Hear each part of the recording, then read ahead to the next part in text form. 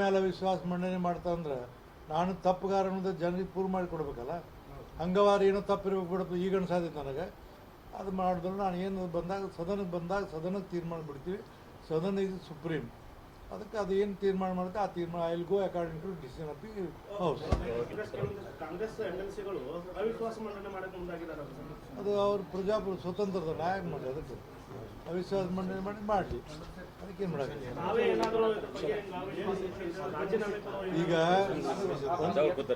ತಡೀರಿ ಒಂದು ನಿಮಿಷ ಕೇಳಿ.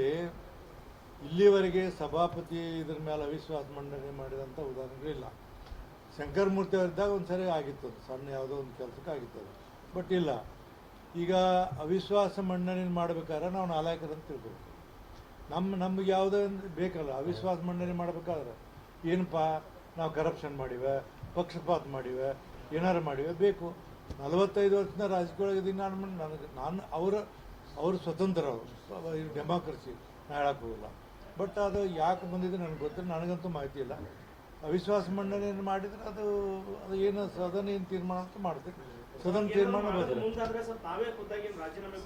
ನೋಡೋಣ ಬರಲಿ, ಪ್ರಸಂಗ ಬರಲಿ. ನಾನು ಎಲ್ಲ ಹೇಳ್ತಿದ್ದೆ ಅವಾಗ. ನಾವು ಸ್ವಲ್ಪ ಲಂಡ ಆಗ್ಬೇಕಾಗತ್ತಿ, ಮಾಡಾಕತ್ತಿ ನೋಡೋಣ.